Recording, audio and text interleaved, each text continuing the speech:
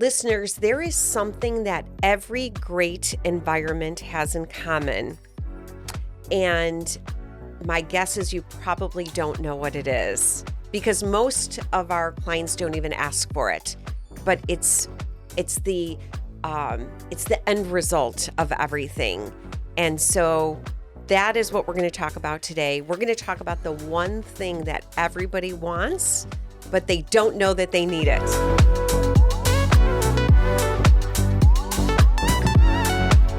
Before we dive in, I just want to say this is our first season and we are on our last episode, and it's been an incredible journey.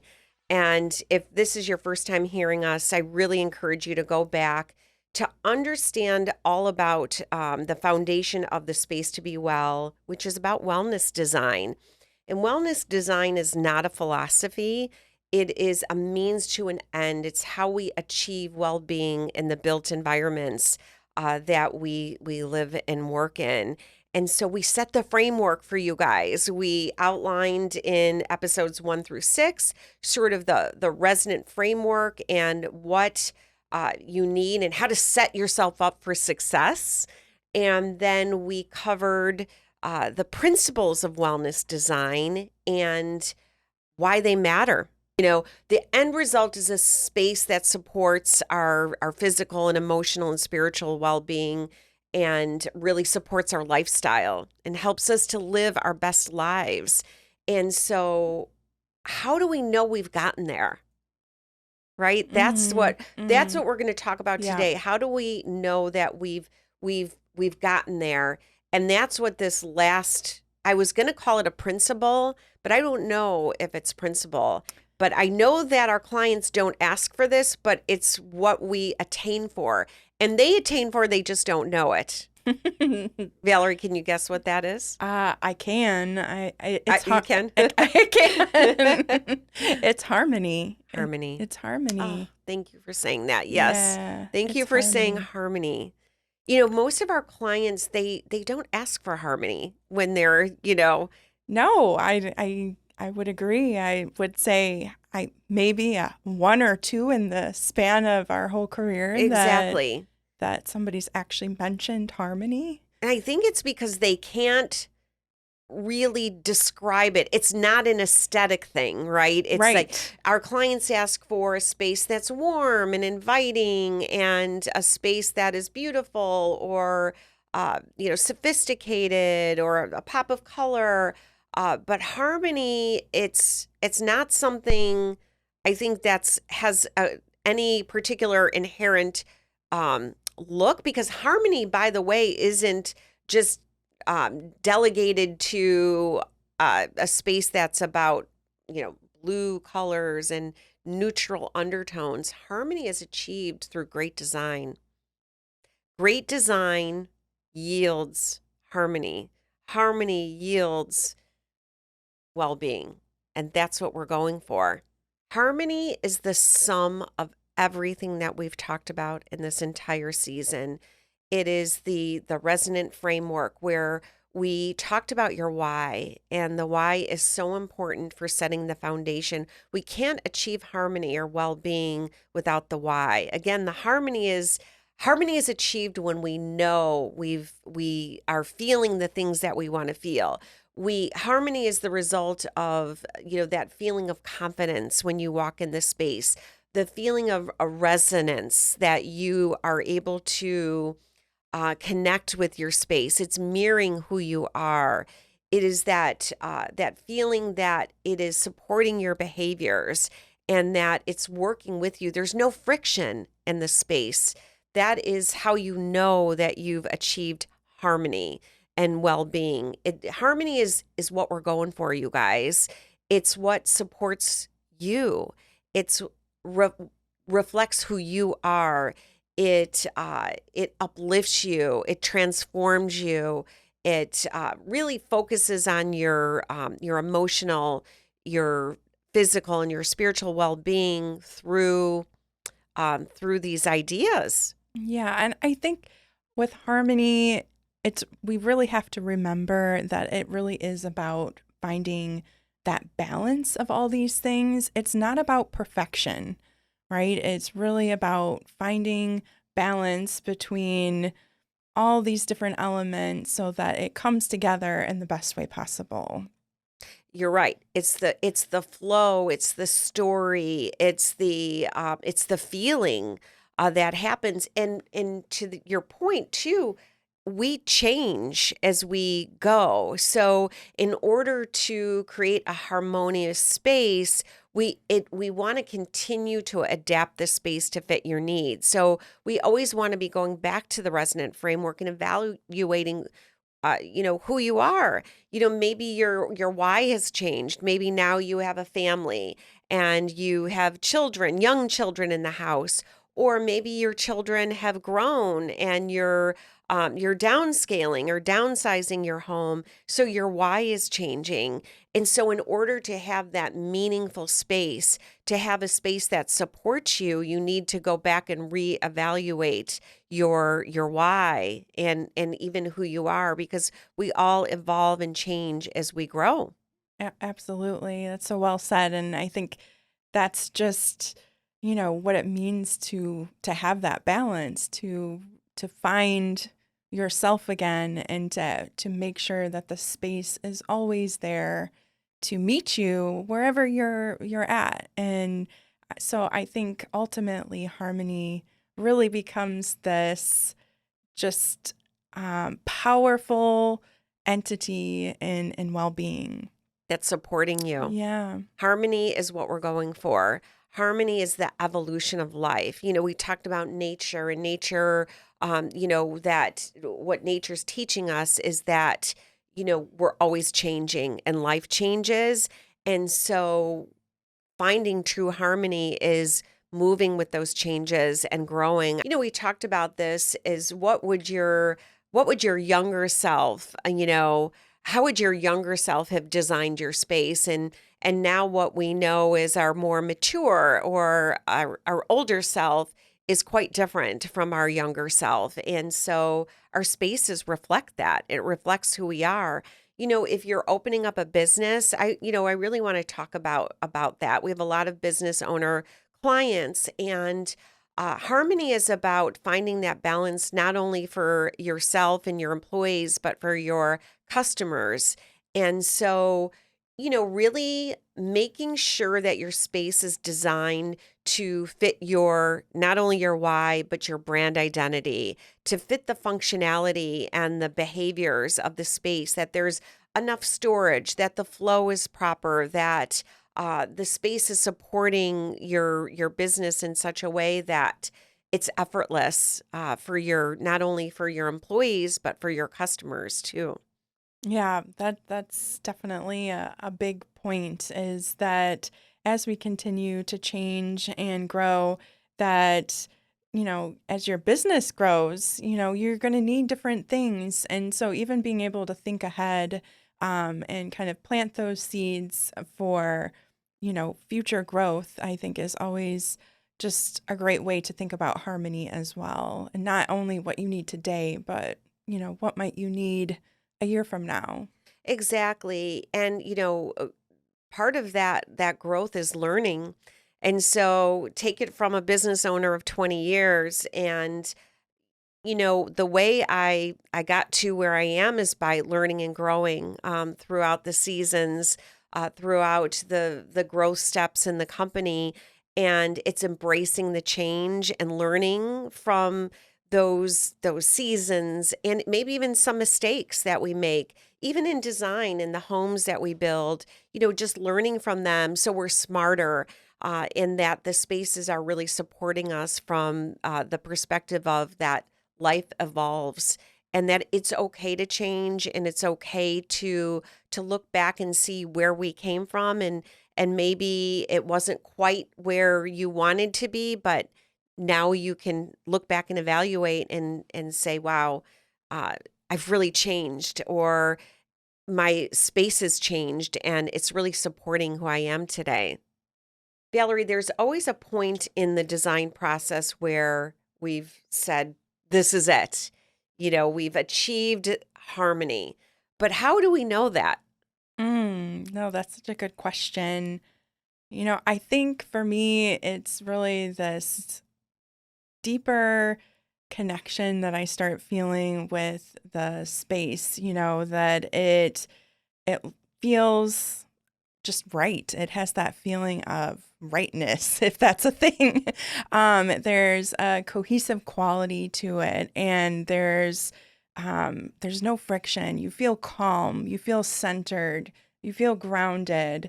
Every just thing just seems in balance, right? And you can definitely tell when you're in a space that doesn't have harmony, right? That just even shouts at you that, you know, this is chaos, this is dysfunction, this doesn't feel right. But when you have harmony and you have that balance in a space, it's might be speaking to you kind of quietly, but it's something that you can feel. I think that's a good point. Harmony is quiet, discourse is loud. Yeah. And so if you're feeling that discourse, if you're feeling that chaos, because the opposite of harmony is chaos.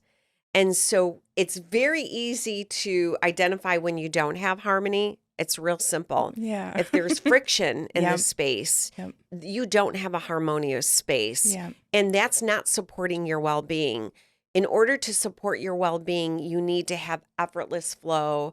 You need to have the chi needs to move through the space. Yeah. And when the chi is moving through the space, you're supported and you're growing and you're evolving and your human spirit is elevated. And so I think that's something we really need to be thinking about in our spaces is that sort of evolution of design and how we come to understand when we've achieved harmony in the space. We talked about harmony as sort of the end result. Harmony is the sum of everything that we've been talking about. But I also think that harmony is sort of next level in design. So, there's good design and then there's great design. And Yeah. so I think that we need to, it's so important. You've got to get the resonant framework. You've got to do the work. And maybe that's where harmony is next level. It's not just enough to, go back and say, who am I? I like pinks and blues and purples in my environment. And in having this flow in the kitchen and to be organized in a particular way. I think that great design where harmony is truly achieved is it's in the deeper details. It's like really doing the work. It's really applying it. It's not just doing the work and going through the process. Guys, if you want next level great design, the way to accomplish that is to not just go through the resonant framework, the principles, and even applying great design principles. It's about next level work. It's about really taking this to the point of, I'm going to do the hard work on this because if I don't, I'm not going to yield the benefit. Getting the benefit out of a great design is difficult to do. It's not easy to achieve. And that's why I think so many people are dissatisfied in their lives because they're not putting the hard work into achieving total greatness. Don't you think? That's so interesting, and I think such a great point about design and really the power of the intentionality that if you truly have to go along with the design and the foundation, it's almost like you're just kind of skating by, right? Like we Mm. all know people Can't who skate. You can't yeah. skate. No. People who just kind of skate by in life, right? And I think that's fine, right? They're allowed to do that. But I think the type of design that we're trying to get at here and that you're mentioning is this higher level, this deeper, this intentional strategy behind the design. And we can use all these things, but then now we have to just catapult that into the next level. And I think at the end of the day, that's where harmony is living, right? And Harmony is this, living in next level yeah, design. It's everything that we talked about. It's the sum of everything, but next level. It's what we really desire, and that's what wellness design is all about. Wellness design is about harmony. Wellness design is about next level design. Wellness design is about creating environments that go beyond just supporting who you are, but helping you thrive in those environments, because that's what we truly want. We want to feel relaxed. We want to feel invigorated. We want to have our environment supporting every aspect of our lives so that we can be productive, so that we can accomplish the things that we want to accomplish in life. And, to love boldly and to scale, dramatically, and to accomplish all those things.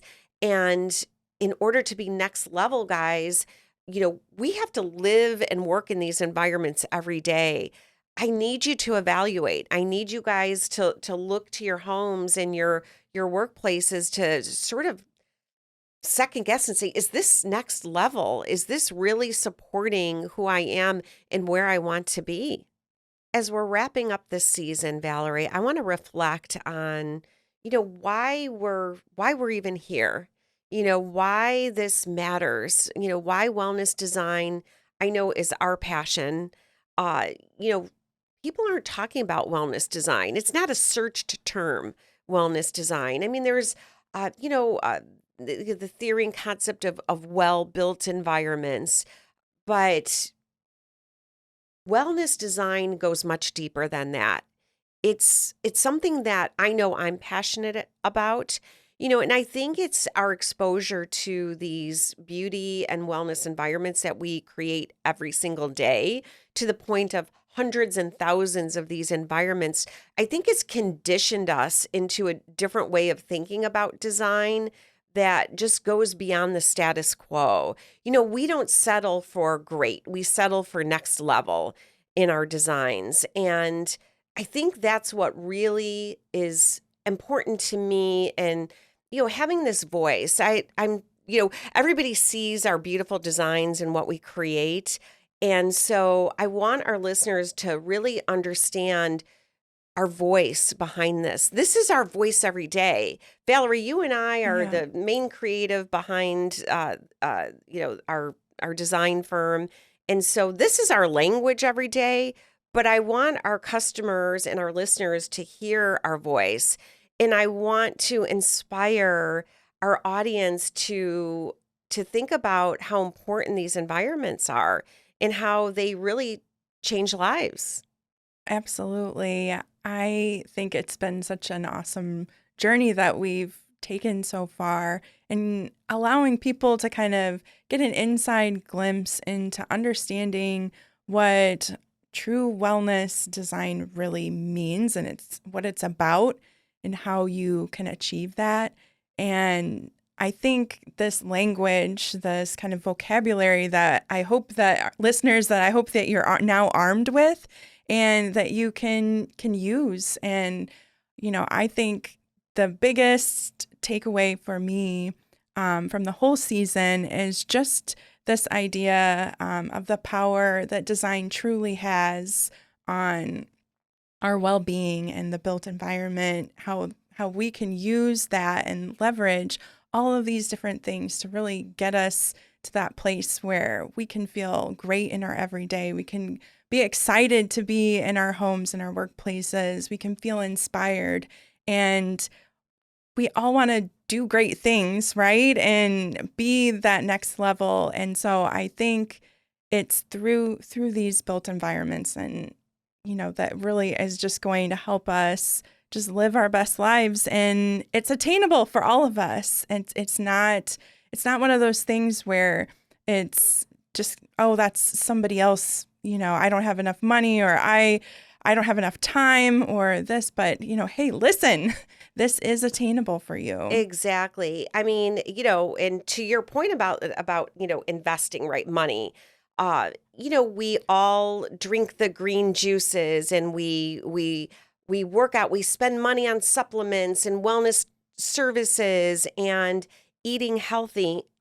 And this is really taking us back to the very beginning, right? It really It's is. right back to the beginning. You can drink all the green juices and eat healthy and work out, but at the end of the day, our built environments play such an important role in the spaces that we live and work in, and they can take away what you've worked so hard for, in terms of the, your health and your well-being. And so I love how that this whole season came full circle.